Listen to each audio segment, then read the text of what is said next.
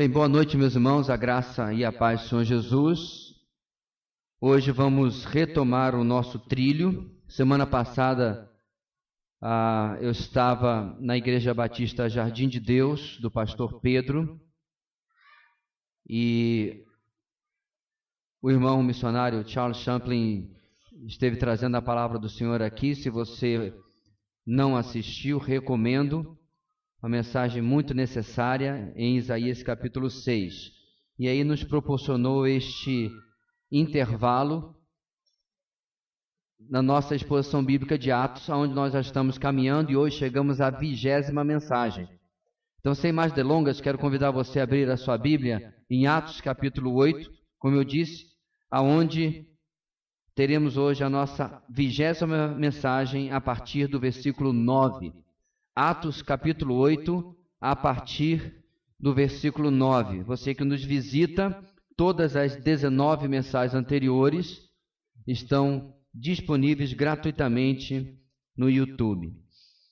Só você conseguir acertar a grafia do meu nome e escrever Atos, que você acha com facilidade, certo? Muito bem. Na mensagem anterior, irmãos, na mensagem de semana retrasada, iniciamos o capítulo 8 na nossa caminhada no livro de Atos, com a chegada do Evangelho em Samaria.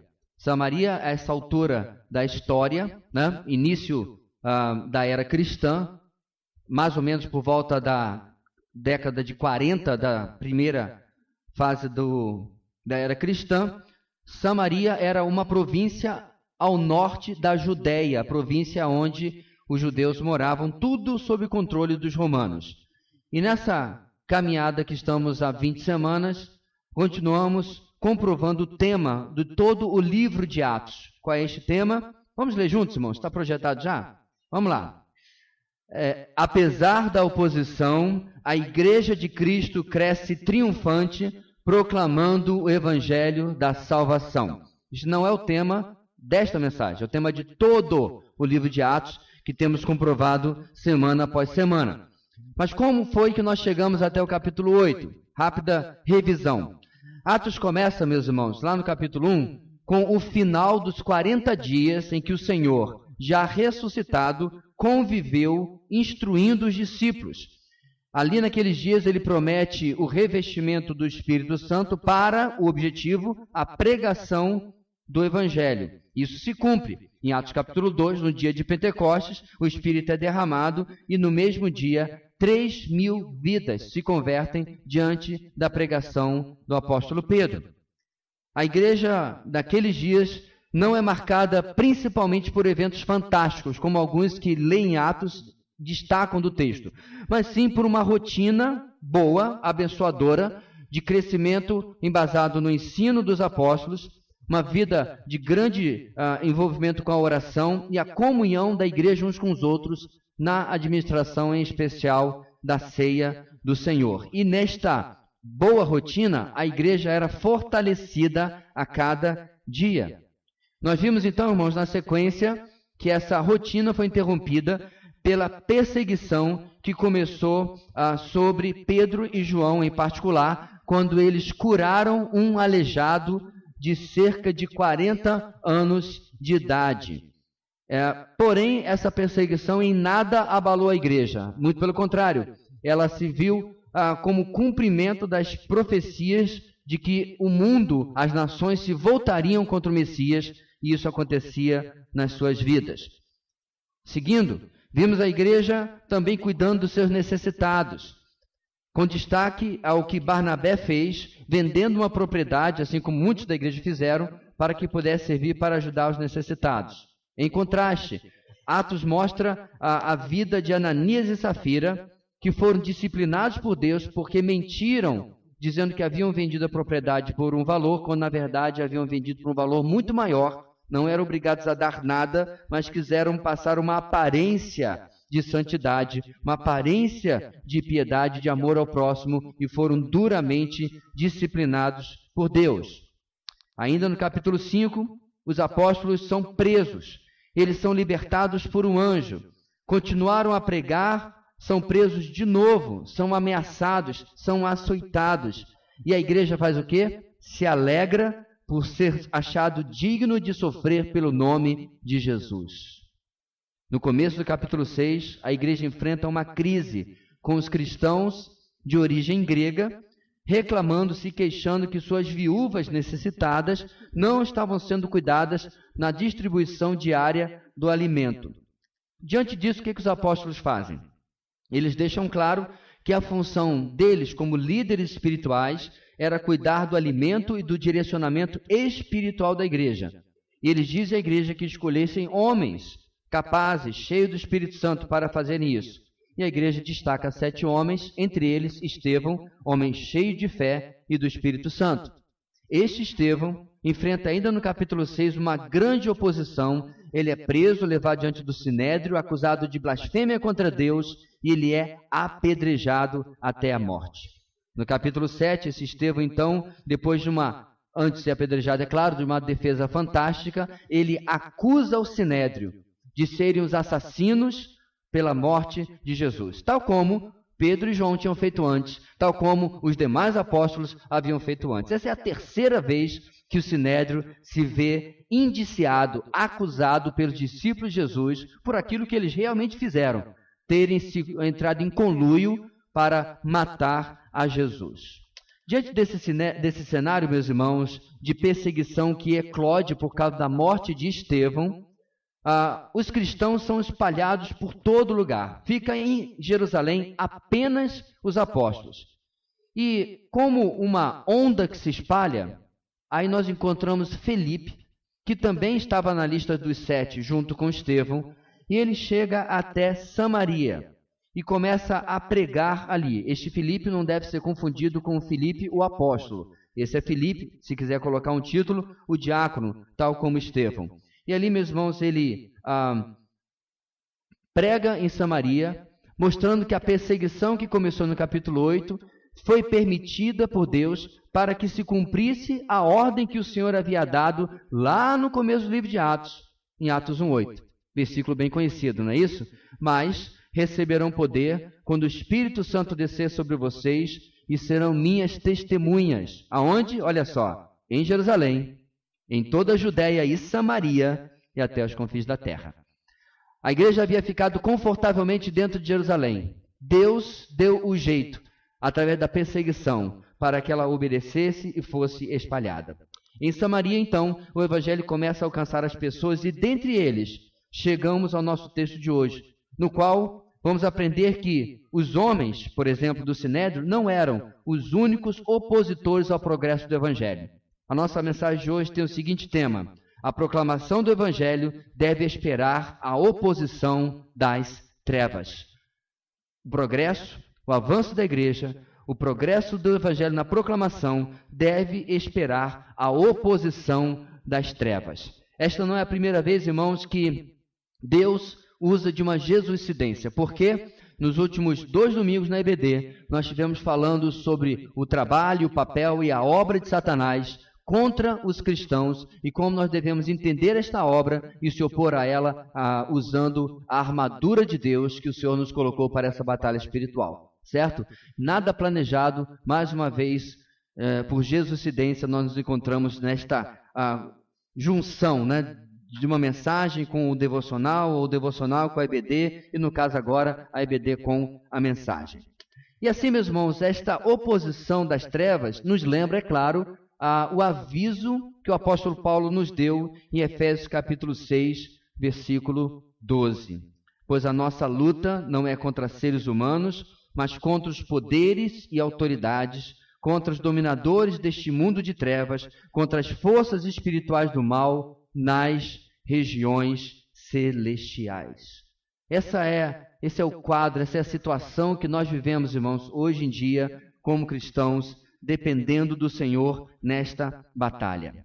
Hoje pela manhã, eu destaquei uma obra de C.S. Lewis de várias décadas atrás, aonde, obviamente ficção, um demônio experiente, sênior, escreve para um demônio novato, instruindo-o na obra de ser demônio. no trabalho de como combater os cristãos, de como combater os filhos de Deus. E C.S. Lewis, meus irmãos, sintetizou bem como as trevas desejam macular, adulterar, alterar tudo aquilo que Deus fez para a nossa alegria e para o nosso prazer.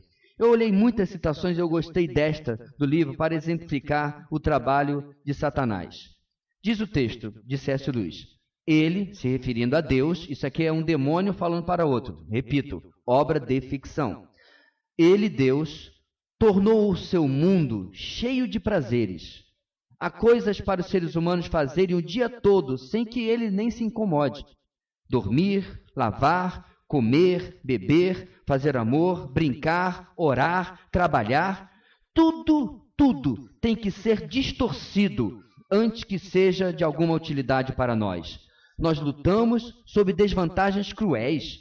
Nada está naturalmente do nosso lado. É como se um demônio estivesse dizendo: tudo conspira a favor dos filhos de Deus. Ele fez tudo para eles e nós temos que distorcer para podermos usar. O que isso tem a ver com o nosso texto de hoje? Hoje nós vamos ver um homem que, através do sobrenatural, vai enganar a população de uma cidade inteira. E vamos ver como o Evangelho conserta, mostrando ao povo o que é de verdade o sobrenatural, algo que também Deus planejou para a nossa alegria.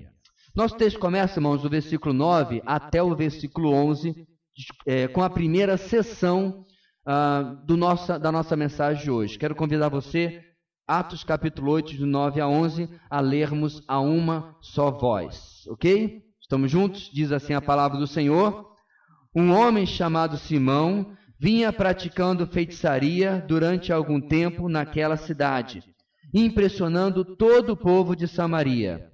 Ele se dizia muito importante, e todo o povo, do mais simples ao mais rico, dava-lhe atenção e exclamava: este homem é o poder divino, conhecido como grande poder. Eles o seguiam, pois ele os havia iludido com sua mágica durante muito tempo. Em primeiro lugar, meus irmãos, a mensagem de hoje, nesse trecho que nós lemos, nos ensina o seguinte: a proclamação do Evangelho enfrenta força das trevas.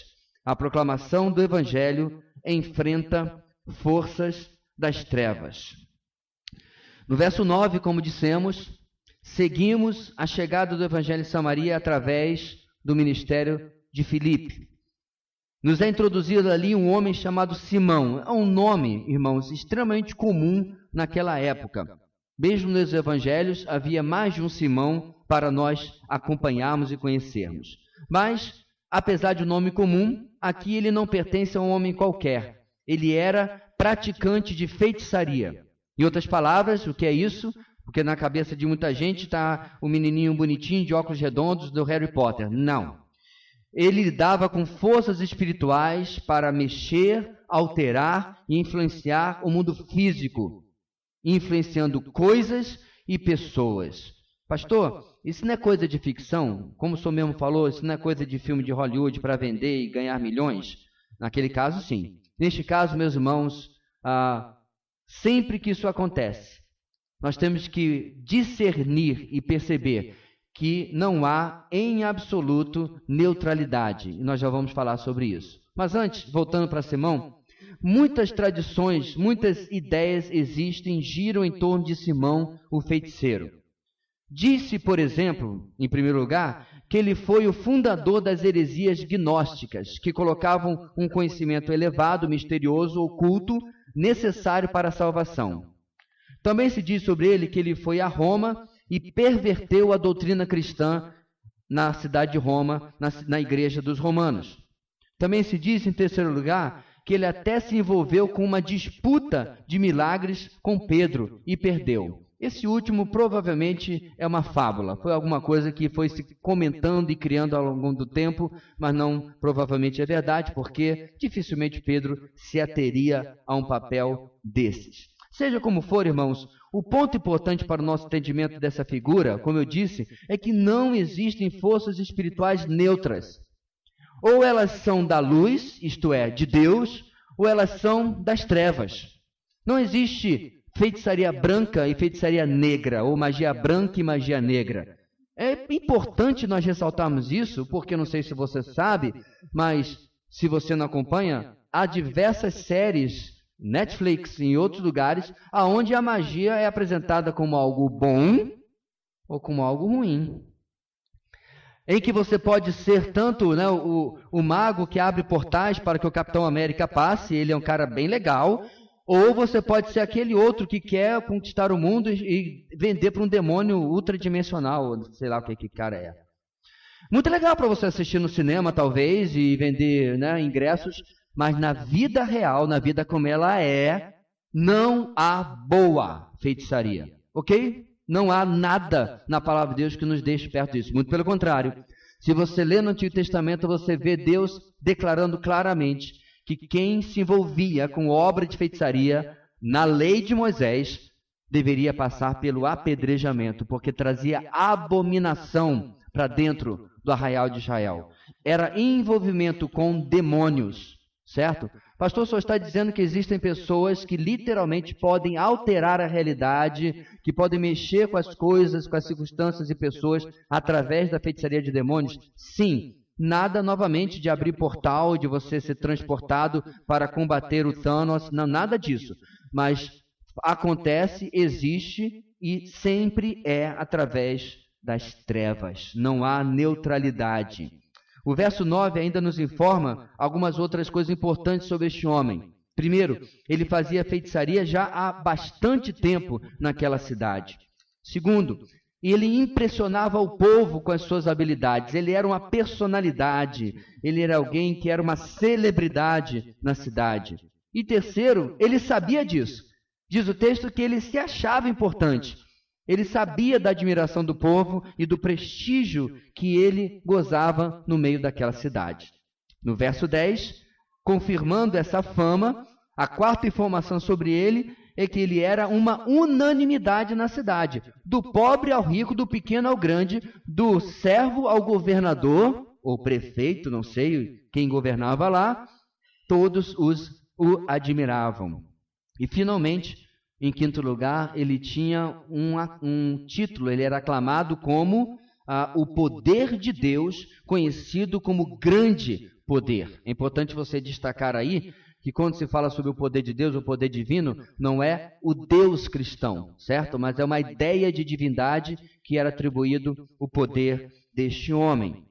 E finalmente, meus irmãos, no verso 11, a cidade o seguia, porque, e aqui está, meus irmãos, o grande removedor de véu, né? A máscara está caindo, a fachada está caindo, de que Simão fosse por acaso algo bom. Aqui está no versículo 11, a cidade o seguia porque ele os havia iludido com sua mágica durante muito tempo.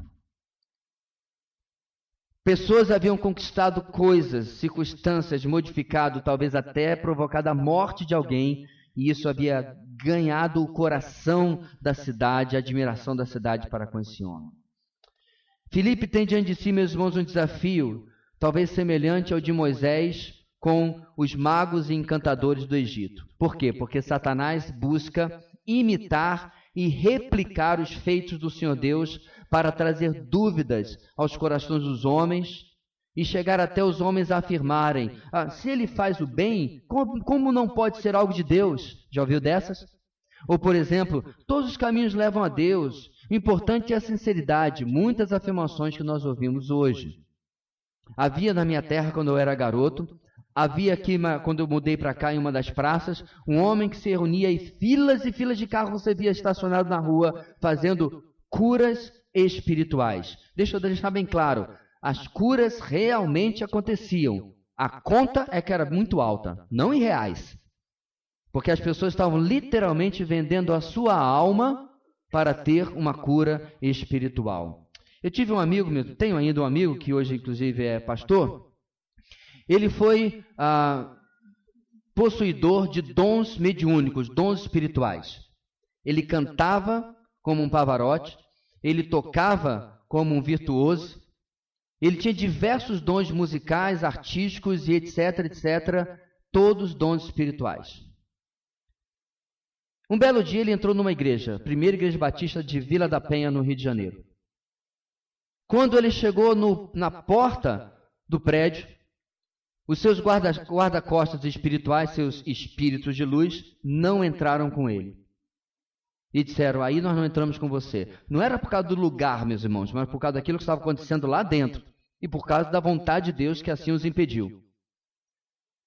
E aí o meu amigo entrou. Um hino do cantor cristão estava sendo cantado. E ele foi ouvindo a música e a letra do hino. E da porta ele continuou andando até parar na frente do pastor e entregar a vida dele a Cristo Jesus. Ato contínuo, imediatamente, ele desafina até dando bom dia. É inacreditável como o Cícero canta mal. Ele tem uma voz meio rouca, sabe? Ele não toca nem parabéns para você mais. Tudo aquilo que ele fazia foi-se embora. Aí eu pergunto, meus irmãos, se era algo de Deus em ter se aproximado do Espírito mais iluminado que existe, o Senhor Jesus, isso é o que eles dizem, certo? Ele deveria continuar com os tais dons, mas eram todos produzidos por demônios, como ele conta inclusive no seu testemunho. Assim, meus irmãos, é importante deixar claro, nós estamos diante do homem ruim, do homem que serve às trevas, e assim cabe ao servo de Deus estar ciente da existência das forças das trevas e se posicionar de forma confiante contra elas. O nosso Senhor Jesus já havia nos advertido e preparado, inclusive os seus apóstolos, os quais com absoluta certeza também havia passado adiante para a igreja e que inclusive inclui Filipe. O que o Senhor Jesus disse? E sobre esta pedra edificarei a minha igreja, e aqui vem a parte importante, e as portas do inferno não poderão vencê-la. Mateus 16, 18. Meus irmãos, eu fiz uma pesquisa sobre as armas da humanidade, eu nunca encontrei porta como arma. Porta é sempre para se defender. Ou seja, entendeu o que eu quero dizer? As portas do inferno não prevalecerão. A igreja que está batendo com aquele ariete, né, para derrubar as portas do inferno. Nós não estamos usando a porta para nos defender. As portas são do inferno. E Filipe sabia disso. Filipe sabia que maior é o que estava com ele do que aquele que estava no mundo. Filipe sabia que ele estava em grande e muito mais poderosa companhia. Filipe sabia que do lado dele que estava o verdadeiro grande poder de Deus. Mas ele não deixa de enfrentar as trevas como ela deve ser enfrentada. Isso, meus irmãos, não fará com que o diabo, mesmo que ele saiba de todo o poder de Deus, não fará com que o diabo e todo o poder das trevas possa desistir. Até porque, meus irmãos, o texto que nós acabamos de ler da palavra de Deus é mais um que o diabo não acredita. Ele não acredita que, de fato, nós vamos, como igreja, né, no poder do Senhor, derrubar as portas do inferno. Como ele não acredita, ele continua colocando ciladas em nosso caminho, 1 Timóteo 3,7. Continua colocando armadilhas em nosso caminho, 2 Timóteo 2,26. E nós precisamos ouvir o conselho de Paulo e viver livre do pecado, por exemplo, da falta de perdão. Por quê? As armadilhas, ciladas do inimigo funcionam quando nós estamos permitindo o pecado na nossa vida. Em 2 Coríntios capítulo 2, versículos 10 e 11, olha o que Paulo nos fala. Se vocês perdoam alguém, eu também perdoo. E aquilo que perdoei, se é que havia alguma coisa para perdoar, perdoei na presença de Cristo, por amor a vocês. E agora vem a parte importante. Por causa desse perdão necessário, olha lá. A fim de que Satanás não tivesse vantagem sobre nós, pois não ignoramos as suas intenções. Satanás não nos obriga a pecar, não nos causa a pecar, mas ele está constantemente criando situações em todas as áreas da nossa vida para que possamos não perceber as suas estratégias e possamos perder a vantagem diante das suas ações. Porém, meus irmãos, mesmo diante de todo o cuidado e vigilância que precisamos ter, Paulo nos assegura que apesar de todo o poder do inimigo, nós somos vencedores no final. Em Romanos 16, 20, ele diz, em breve, isso faz 2000 anos, você vê como é que é o tempo medido na palavra de Deus, né? Porque em breve que ele se refere é porque a eternidade está logo aí, meus irmãos. O que são 2000 anos diante da eternidade? Ele diz, em breve, o Deus da paz esmagará Satanás debaixo dos pés de vocês. Satanás conhece esse versículo. Ele pode não acreditar nesse versículo, mas ele sabe. E por isso ele tenta fazer todo o estrago que ele puder. Nós já vamos falar sobre esse esmagar já no nosso texto hoje. Mas antes disso, você tem compreendido a dimensão espiritual da batalha na caminhada cristã, irmãos? C.S. Lewis, novamente, ele diz que há duas atitudes que nós não podemos ter sobre as trevas. Uma é ignorá-la completamente. É desprezar completamente ou até ser incrédulo sobre a existência do próprio diabo. A outra, por outro lado, é supervalorizar e ter medo, até como até muitos cristãos têm, e colocando um poder sobre o diabo que ele nem sequer jamais sonhou ter, porque ele mesmo se conhece, ele tem uma ótima autoimagem, ele não sonha para si mais do que ele pode ser. O equilíbrio bíblico, meus irmãos, é conhecer o que Deus fala sobre o inimigo, conhecer o poder de Deus e saber da autoridade do nome de Jesus, ou seja, entrar na batalha com fatos reais que nos capacitam a vencer aquilo que Deus colocou para nós. Você tem alimentado ou facilitado as investidas do inimigo, especialmente permitindo pecados não confessados ou pecados não arrependidos? Quantas vezes, meus irmãos, nós somos os maiores causadores das brechas na nossa própria vida? Somos os maiores causadores das permissividades que damos à carne, ao mundo e a Satanás na nossa própria vida. Pecado, meus irmãos, ele não vai ficar mais fácil de ser confessado daqui a uma semana. Confesse agora. Resolva agora. Pecado se trata no momento em que ele acontece. A gente resolve com Deus e com o próximo. Muitas vezes vai requerer de nós, é claro, abrir mão da nossa razão, abrir mão do nosso orgulho, abrir mão de um monte de coisas. Contudo, nós temos que perceber que o papel do pecado na nossa vida é interromper a nossa comunhão com Deus. E isso é tudo que Satanás deseja que aconteça em nós. Portanto, a proclamação do Evangelho enfrenta forças das trevas. Em segundo lugar, meus irmãos, nós vamos do versículo 12 apenas até o 13, ver a nossa segunda lição de hoje. Diz assim a palavra do Senhor, vamos ler juntos? No entanto, vamos ler juntos. No entanto, quando Filipe lhes pregou as boas novas do reino de Deus e do nome de Jesus Cristo, creram nele e foram batizados tanto homens como mulheres. O próprio Simão também creu e foi batizado. E seguia Filipe por toda parte, observando maravilhado os grandes sinais e milagres que eram realizados. A proclamação do Evangelho vence as forças das trevas. A proclamação do Evangelho vence as forças das trevas.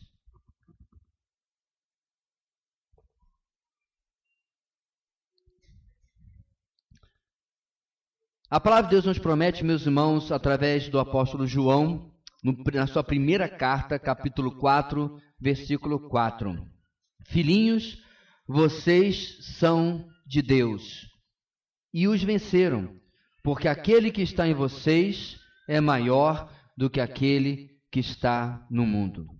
É isso exatamente, irmãos, que nós vemos nesses dois versos 12 e 13 que nós acabamos de ler. O mais importante nesse texto é que as trevas não são derrotadas através de uma disputa de poderes, de milagres, de sinais. As trevas não são derrotadas através de um culto de libertação. Filipe não chegou na cidade, fez um cartaz e disse: quarta-feira dos milagres. Noite dos milagres. Agora vai, vem aqui ser libertado. Não. Qual foi, meus irmãos, a estratégia de Filipe? Diz o texto, ele pregou as boas novas do reino de Deus e do nome de Jesus Cristo. A vitória sobre as trevas vem pela proclamação do Evangelho. Filipe realmente creu, meus irmãos, naquilo que o Senhor Jesus tinha declarado. Portanto, se o Filho os libertar, vocês de fato serão livres. João 8,36.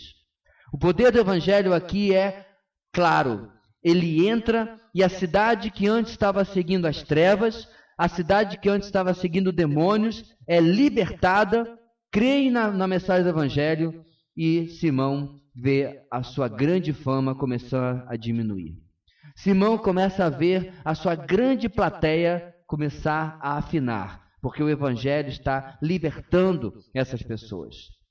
No verso 12, ele nos diz que, no entanto, isto é, apesar de Simão ter a cidade enganada por tanto tempo, apesar da religiosidade local estar arraigada até na cultura da cidade, no entanto, quando Filipe lhes pregou as boas novas do reino de Deus e do nome de Jesus Cristo, creram nele e foram batizados tanto homens como mulheres.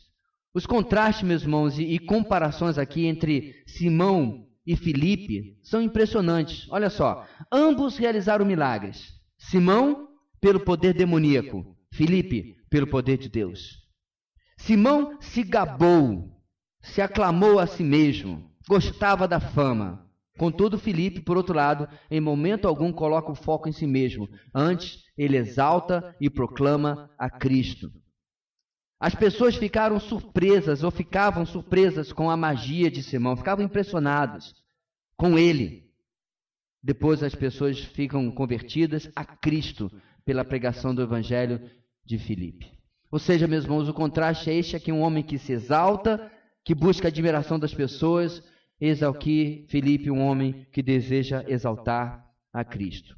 Agora, para a enorme surpresa, creio que de todos, Simão aparentemente também se converteu.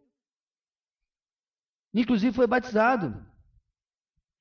Mas o resto do versículo 13, meus irmãos, nos traz um contraste sutil na atitude de Simão em comparação com o povo da cidade. O que diz o versículo 13? Ele seguia a Filipe, não para ouvir mais sobre Jesus, mas para quê? Para observar, maravilhado, aos grandes sinais e milagres realizados por Filipe.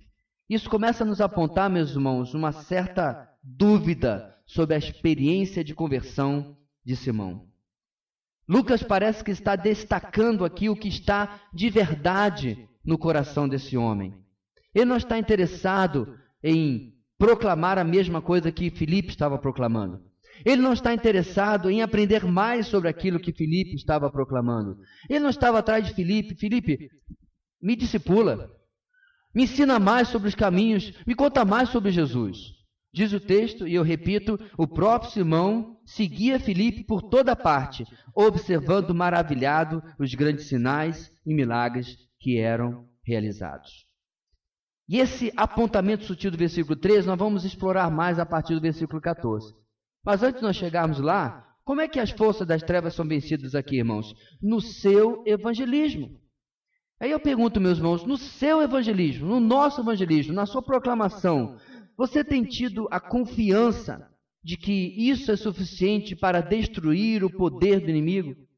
Você tem confiado no poder do Evangelho como sendo muito maior, o poder da graça irresistível de Deus, sendo muito maior do que o poder das trevas? Quantas vezes, meus irmãos, nós encontramos aquelas pessoas que são tão difíceis aos nossos olhos, são tão pecadores aos nossos olhos, são tão endurecidos aos nossos olhos, que até sem querer a gente solta assim, esse daí, só Jesus. Ora, e tem alguém que seja sem ser só Jesus? Dá vontade de dizer assim para você, olha, vira para o irmão do seu lado e diz assim, você se converteu só por Jesus. Porque teve alguém, meus irmãos, na face da terra que tenha se convertido até hoje, que não fosse só por Jesus. Essa, meus irmãos, é a impressão que nós temos das pessoas. Mas quando nós cremos, irmãos, de verdade, que o Evangelho é aquilo que Paulo declara, o poder de Deus para a salvação de todo aquele que crê. Quando nós cremos de todo o coração nisso, nós temos a consciência, a tranquilidade de consciência de apenas pregar o Evangelho. Esse apenas aqui é com muitas aspas ao redor. Pastor, o senhor parece que o senhor está querendo insinuar uma coisa diferente. Você acertou. Quanto glacê, quanta maquiagem é colocada hoje, meus irmãos, sobre o Evangelho.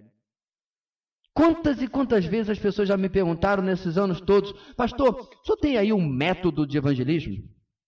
E quando eu me refiro ao método de evangelismo, irmãos, não é você evangelizar através de um poema ou aquele quadro cênico que nós fazemos no seminário e ainda fazem até hoje.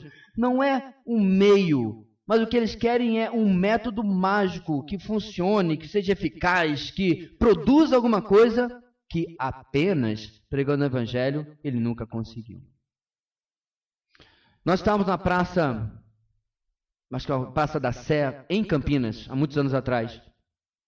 E eu tive essa experiência de incredulidade. Nós fizemos o quadro cênico. O quadro cênico é um quadro onde se mostra o contraste entre as trevas e a luz, entre a morte e a vida, o homem perdido e o homem salvo, e Cristo sendo o caminho para isso. Simples, mensagem clara do Evangelho. E depois daquilo nós falamos com as pessoas que estavam na praça. Eu conversava com um jovem. Eu me apresentei, ele se apresentou, falei, você entendeu a mensagem ali que foi pintada pelo meu amigo? Eu acho que entendi sim. E eu fiz uma pequena e rápida revisão de como eu estava e ele também sem Cristo, e, enfim, evangelho.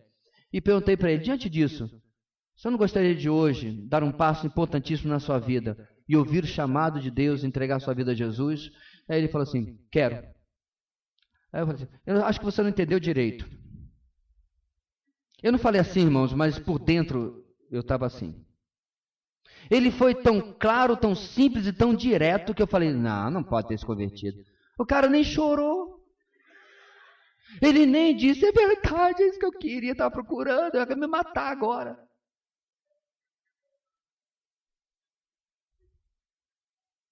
E aí depois vamos compartilhando essa experiência, né? Depois a gente sentar para falar como é que foi e tal, né? Seminaristas ali. Eu tive que aguentar nosso professor dizer assim, pois é, se pelo menos alguém tivesse escrito, não me envergonhe do Evangelho, porque é o poder de Deus para a salvação. O fato é que alguém já escreveu isso aí, um tal de Paulo. Ou seja, meus irmãos, quando cremos de verdade, as trevas não têm chance alguma. As pessoas não deixam de se converter porque grande é o poder das trevas. As pessoas deixam de se converter porque a graça irresistível de Deus ainda não as chamou. Os eleitos de Deus estão aí, nosso papel é unicamente de pregar e deixar que Deus faça a sua obra. Não é o seu métodozinho que falhou. O Evangelho nunca falha. Ele sempre confirma a eleição dos eleitos e confirma a reprovação dos réprobos. Ela sempre, a palavra de Deus, a semente, nunca volta vazia. Sempre funciona. Nossa tarefa é semear, nossa tarefa é plantar, nossa tarefa é fazer o nosso trabalho. Contudo, Deus determinou o papel também e a participação da nossa oração, da nossa intercessão nisso tudo. Por isso que é uma batalha espiritual. Não é algo, meus irmãos, que vamos de maneira, e aí, vamos para a batalha. Não, essa espada está cega, esse escudo está furado. Há necessidade de estarmos em dia com a nossa vida, com a armadura de Deus que estamos vendo na EBD. Com a vida de oração. Na sexta-feira, em nossa vigília, teve um momento que oramos pelos nossos alvos evangelísticos. Duas coisas, meus irmãos, importantes sobre alvos evangelísticos. Número um, não é assim. Eu queria orar pelo Joséfo. E aí uma pessoa pergunta, o que você tem feito para investir no Joséfo? Nada, a gente não se vê há 10 meses. Ele não é seu alvo evangelístico, irmão. Você está tapando a sua consciência e muito mal. Alvo evangelístico é alguém com quem eu me envolvo, com alguém que eu me relaciono e alguém que está constantemente nas minhas orações. Eu passei pelo meu alvo evangelístico no aeroporto quando fui levar a nossa sobrinha para pegar o avião. No carro, quando eu cheguei no aeroporto, no estacionamento, peguei meu celular e disse, boa viagem, estou orando por você.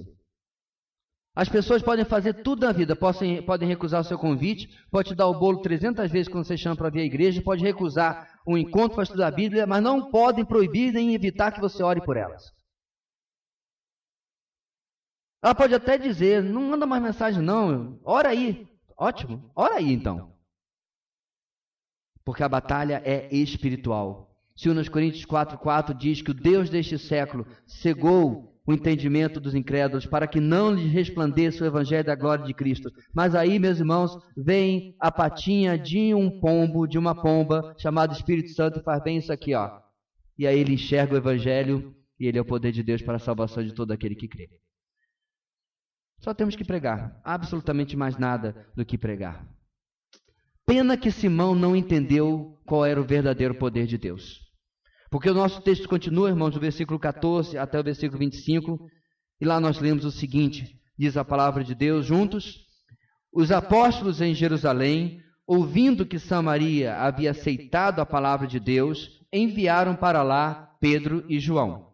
Estes, ao chegarem, oraram para que eles recebessem o Espírito Santo, pois o Espírito ainda não havia descido sobre nenhum deles. Tinham apenas sido batizados em nome do Senhor Jesus. Então Pedro e João lhes impuseram as mãos e eles receberam o Espírito Santo. Vendo Simão que o Espírito era dado com a imposição das mãos dos apóstolos, ofereceu-lhes dinheiro e disse: dei-me também este poder, para que a pessoa sobre quem eu puser as mãos receba o Espírito Santo. Pedro respondeu: pereça com você o seu dinheiro. Você pensa que pode comprar o dom de Deus com dinheiro? Você não tem parte nesse direito, nem direito algum neste ministério, porque o seu coração não é reto diante de Deus. Arrependa-se dessa maldade e ore ao Senhor. Talvez Ele lhe perdoe tal pensamento do seu coração, pois vejo que você está cheio de amargura e preso pelo pecado. Simão, porém, respondeu: orem vocês ao Senhor por mim, para que não me aconteça nada do que vocês disseram. Tendo testemunhado e proclamado a palavra do Senhor, Pedro e João voltaram a Jerusalém, pregando o evangelho em muitos povoados samaritanos. Em último lugar, meus irmãos, a proclamação do evangelho desmascara as forças das trevas. A proclamação do evangelho desmascara as forças das trevas. Nosso trecho final nos traz um maior detalhamento sobre a pessoa e a experiência de Simão com Filipe. Isso acontece, meus irmãos, no versículo 14, a partir da descida dos apóstolos de Jerusalém, descida porque Jerusalém ficava num lugar mais elevado em relação a Samaria, até esta cidade onde chegam Pedro e João enviados pelos demais apóstolos, o que nos proporcionará um embate entre dois Simões: Simão, o suposto ex-feiticeiro, e Simão Pedro, o apóstolo de Cristo. Este envio, meus irmãos, de dois apóstolos se dá ao fato de que, apesar de tudo que haviam presenciado e aprendido, eles ainda eram judeus. E eles ainda possuíam um grande preconceito e restrições para com o povo de Samaria. A gente já explicou isso semana retrasada, porque Samaria era composta de judeus mestiçados com diversos povos. Mas pior ainda, eles tinham uma religião mestiçada também, misturada. Eles criam, de certa forma, no Deus de Israel, em Yahweh. Eles esperavam o Messias, a mulher samaritana de João capítulo 4 comprova isso, mas eles tinham misturado nisso tudo ensinos e ideias de diversas outras religiões. Por isso, os judeus puros da Judéia tinham o nariz empinado para com o pessoal de Samaria. Nos versos 15 até o verso 17, Pedro e João oram para que aqueles novos convertidos recebessem o Espírito Santo. E aqui vale a nossa pausa para uma melhor explicação. Porque esta, meus irmãos, não é a norma que nós vemos em todo o ensino, todo o resto do ensino no Novo Testamento. Normalmente, o Espírito Santo batiza, habita e sela ao mesmo tempo e no momento da fé, ou seja, no momento da conversão. Esta é a norma nas cartas de Paulo, nos ensinos doutrinários. Ou seja, tudo acontece no momento da conversão. Mas neste caso, houve uma demora. Houve um hiato, houve um espaçamento. E esse hiato, esse espaçamento, essa demora, serviu a vários propósitos. Vamos lá. Em primeiro lugar, a oração de Pedro e João para que recebesse o Espírito Santo e a imposição de mãos que resultou na vinda do Espírito Santo confirmou o ministério de Filipe entre os samaritanos, que eles foram conferir o que está acontecendo. O que Filipe está fazendo lá? Certo? Isso autenticou essa nova obra aos olhos dos apóstolos em Jerusalém. Porque se eles tivessem orado, eles não tivessem recebido o Espírito Santo, eles teriam uma razão obviamente que isso não ia acontecer, certo? Sendo eles convertidos verdadeiros, eles tinham uma razão para dizer: Filipe, pare com essa história, volta para Jerusalém e deixe os samaritanos aí, certo? Esquecendo-se de que em Atos 1:8 o Senhor tinha ordenado que eles pregassem o evangelho aos samaritanos. Essa demora também, meus irmãos, em segundo lugar, também confirmou o ministério de Filipe aos próprios samaritanos. Essa mensagem que Filipe pregou foi confirmada, validada pela vinda do Espírito, uma marca da nova aliança e uma marca do reino vindouro. Ou seja, confirmou o trabalho de Filipe aos olhos dos apóstolos de Jerusalém e confirmou aos olhos dos próprios samaritanos que estavam recebendo a mensagem. Terceira razão para essa demora, talvez inclusive o aspecto mais importante, foi Deus reter o Espírito até que representantes apostólicos viessem da igreja de Jerusalém, certo? Para evitar uma divisão, para evitar um cisma. Por quê, meus irmãos? Porque a propensão natural era de divisão entre judeus e samaritanos. Se não houvesse essa ponte, essa ligação dos judeus apóstolos de Jerusalém com os mestiços de Samaria, facilmente poderia haver um pecado de divisão, deixando a igreja ao norte em Samaria separada da igreja ao sul em Jerusalém. O nosso Senhor, sábio como Ele é, faz este ato, faz esta demora acontecer para que Pedro e João fossem até lá e pudessem se convencer de que aquela obra de verdade era obra de Deus. E nós vamos ver que isso vai ter um efeito na vida deles mais à frente. Para vocês verem, meus irmãos, qual era a opinião desse pessoal sobre os samaritanos, em Lucas 9:54, olha a maneira carinhosa com que João, o apóstolo do amor, fala sobre os samaritanos. Por quê? Os samaritanos não quiseram receber a Jesus e os apóstolos. E aí João fala o seguinte: Senhor, queres que façamos cair fogo do céu para destruí-los? Isso é o quanto eles gostavam dos samaritanos. Era pior do que carioca e paulista. Era pior do que paraense e manauara. Ou qualquer outra rixa que você possa pensar aí. Brasileiro e argentino. Essas rixas são besteiras, irmãos? Aqui não era, não. Aqui era sério. E essa autenticação era extremamente importante para que eles reconhecessem essa obra como uma obra realmente de Deus. Então, irmãos, e diante do que acontece com os convertidos, recebendo o Espírito Santo, nos versos 18 e 19, Simão, que estava lá de butuca, seguindo Pedro, João, antes seguindo Filipe também, o que ele faz? Ele volta à cena. Diz o texto, irmãos, que ele viu o Espírito Santo sendo dado com a imposição de mãos. Tal percepção com certeza aponta para algum tipo de sinal exterior, talvez inclusive o falar em outros idiomas, como aconteceu em Atos 2. Nós não sabemos, o texto não fala, mas ele percebeu que havia ali um poder sendo impetrado sobre os cristãos, o mesmo poder que está nas nossas vidas hoje com a habitação do Espírito Santo. Amém? Nada novo no reino de Deus, a mesmíssima coisa. E diante disso, meus irmãos, Simão faz o inimaginável. O texto diz que ele faz uma tentativa de comprar o poder que ele via em Pedro e João. É engraçado, irmãos, que disso saiu o termo chamado simonia. Já ouviu falar disso? O que é simonia? Simonia, diz o dicionário, compra ou venda ilícita de coisas espirituais, tal como indulgências, sacramentos, favores divinos ou cargos eclesiásticos. Outro dia eu vi uma simonia, o camarada estava vendendo uma igreja completa com 50 pessoas fechadas. Você vai lá e assume a igreja dele. Eu morro e não vejo tudo que tem para se ver. Cabe a ele, meu irmão, esse cara aí do anúncio da OLX, cabe a ele a mesma coisa que Pedro fala para Simão, no versículo 20. Pereça com você o seu dinheiro. Pastor, desculpe, falta de respeito. Apóstolo, Disse que estava vendendo a igreja porque queria começar um novo trabalho na África. Esse é irmão desse.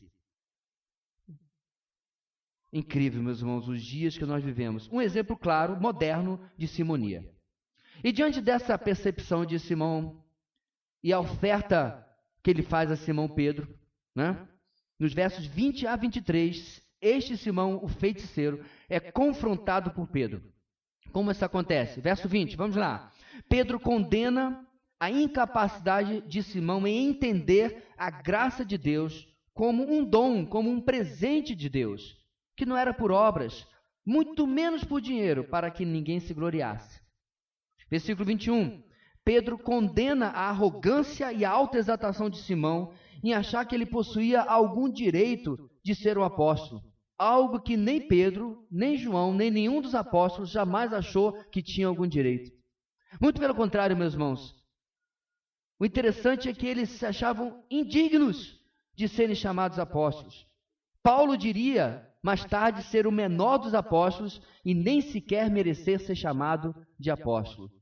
E este arrogante homem achava que tinha algum direito. Versículos 22 e 23, Pedro condena a falsidade anterior do arrependimento de Simão, tal como suas obras demonstravam, e exorta Simão a um verdadeiro arrependimento. Pedro termina emprestando o alerta sobre a amargura diante do afastamento do Senhor, ou que o afastamento do Senhor produz em nossas vidas. Diz o texto, versículo 23, pois vejo que você está cheio de amargura e preso pelo pecado. Sabe de onde que Simão tirou, Pedro, melhor para não confundir, de onde que Pedro tirou isso? Bem de longe. Deuteronômio, capítulo 29, versículo 18. Texto que depois será citado lá em Hebreus, capítulo 12. Lá nós lemos, cuidem que não haja entre vocês nenhum homem ou mulher, clã ou tribo, cujo coração se afaste do Senhor, o nosso Deus, para adorar outros deuses daquelas nações. E agora, e para que não haja no meio de vocês nenhuma raiz que produza esse veneno amargo. Foi longe, Pedro. Mas é isso que o pecado mostra ou revela na nossa vida, irmãos. Um espírito amargo. Um espírito sem a doçura da graça de Deus. E diante disso tudo, irmãos, entra aqui uma pergunta crucial. Eu sei que você está fazendo essa pergunta. Simão era realmente um convertido? Simão era um cristão genuíno? Que apenas deu uma escapulida ali? Que deu uma tropeçadinha? Que falou mais do que deveria? Bem, Lucas não especifica isso de forma clara. Chega até difícil ser muito dogmático. Contudo, nós temos 7 fatos, 7 é um número muito bom, 7 fatos que sugerem que Simão provavelmente não era um cristão verdadeiro, não havia nascido de novo. Ou seja, nós temos aqui, meus irmãos, a primeira evidência de uma falsa conversão. A primeira evidência de um falso convertido. Vamos lá. Primeiro, o verbo crer, o verbo pisteu, nem sempre se refere à fé salvadora. O texto diz que Simão também creu. Mas pisteu, o verbo crer, nem sempre se diz respeito à fé salvadora. A fé de Simão poderia ter sido semelhante à fé dos demônios. Tiago capítulo 2, versículo 19, diz, você crê que existe um só Deus? Muito bem, até mesmo os demônios creem e tremem. Ou seja, é apenas uma percepção intelectual, não uma fé verdadeira.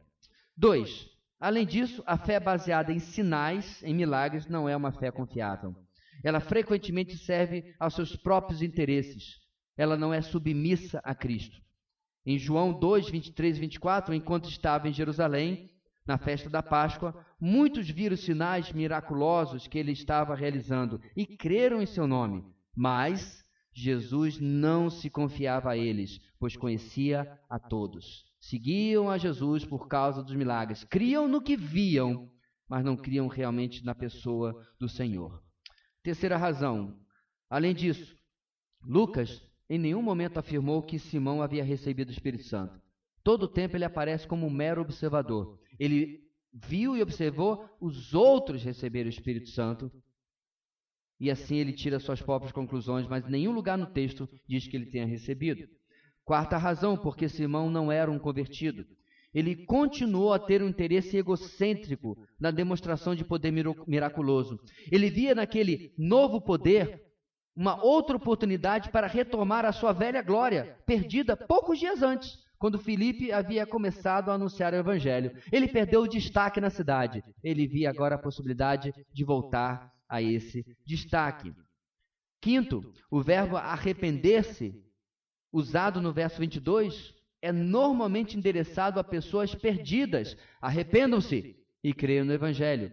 É um arrependimento para a conversão, que é a exortação que ele recebe de Pedro no versículo 22. Sexta razão, a palavra perecer, empregada no verso 20, é muito forte. Ela está relacionada com a palavra perecer de João 3,16. Porque Deus tanto amou o mundo para que todo aquele que nele crer não pereça, mas tenha vida eterna. Essa é a palavra que Pedro usa para com Simão. E sétimo e último lugar, porque eu creio que Simão não era um convertido verdadeiro, a descrição de Simão em Atos 8:23 é uma descrição melhor, que se cabe melhor a um homem perdido do que alguém que já seja salvo, porque é um homem amargurado e preso ainda pelo pecado. Um fato interessante, meus irmãos, John MacArthur aponta que Justino Mártir escreveu por volta de 150 depois de Cristo que a seita dos simonianos tinha sido algo enorme e havia chegado até Roma. E fala que Simão, meus irmãos, é identificado por Justino Mártir como o mesmo Simão de Atos capítulo 8. E ele havia, meus irmãos, conquistado Roma com seu ensino de tal maneira que fizeram uma estátua para ele nos dias de Cláudio César, por volta do ano 45. E nessa estátua que está lá à margem do rio Tibre, tem uma inscrição chamada, o escrito Simoni Del Sancto, que significa ao Santo Deus Simão. Ou seja, meus irmãos, dificilmente um homem verdadeiramente convertido teria permitido que isso acontecesse e que tivesse prosperado. Porque se ele tivesse sido realmente um convertido, quando Justino Mártir escreveu esta carta à igreja de Roma também, eles teriam dito, mas não foi culpa dele, isso foi antes na vida antiga dele. Muito pelo contrário, isso aconteceu depois que ele teve o encontro com Filipe em Samaria. Ele não era convertido. Ele era, meus irmãos, as forças das trevas sendo desmascaradas. Mas o texto termina de uma maneira boa. O texto termina de uma maneira edificante. Olha o teu versículo 25 aí. Repetindo. Tendo testemunhado e proclamado a palavra do Senhor, Pedro e João voltaram a Jerusalém, pregando o evangelho, aonde?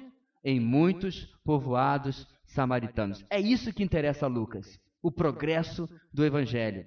Ele termina o nosso texto, irmãos, com a normalidade da pregação do evangelho sendo restaurada. E ainda mais, os próprios Pedro e João cresceram, amadureceram, pois voltaram a Jerusalém fazendo algo que não haviam feito na viagem de ida para Samaria. Quando saíram de Jerusalém, foram direto ao encontro de Filipe, viram o que aconteceram, oraram para o recebimento do Espírito Santo, porque eles foram ainda com o nariz empinado. Eles foram ainda cheios de preconceito. Eu fico pensando, meus irmãos, eles passando, para pensar, cidades, vilas, vilarejos inteiros, sem nenhum convertido. Talvez a exceção que você pudesse lembrar é a cidade de Sicar. Quem era de Sicar, irmãos? A mulher samaritana. Com essa única exceção, cidades e cidades sem o testemunho do Evangelho. E aqui estão dois apóstolos. Como eles passavam, vão passar por fora. Vão entrar nem para comprar alguma coisa. Vamos embora direto, ver o que está acontecendo lá, o que Filipe está aprontando. Mas na volta, o coração deles é convencido. E eles voltam pregando o Evangelho em muitos povoados samaritanos. Queridos, a principal maneira de atacarmos em uma batalha espiritual é a pregação do Evangelho.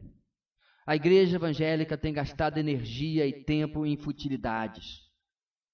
Marcham pela cidade, marcham ao redor do bairro, mal interpretando textos bíblicos, declarando posse disso, daquilo, Em todo evento grandioso que eles fazem, eles dizem, vamos declarar, Boa Vista é do Senhor Jesus.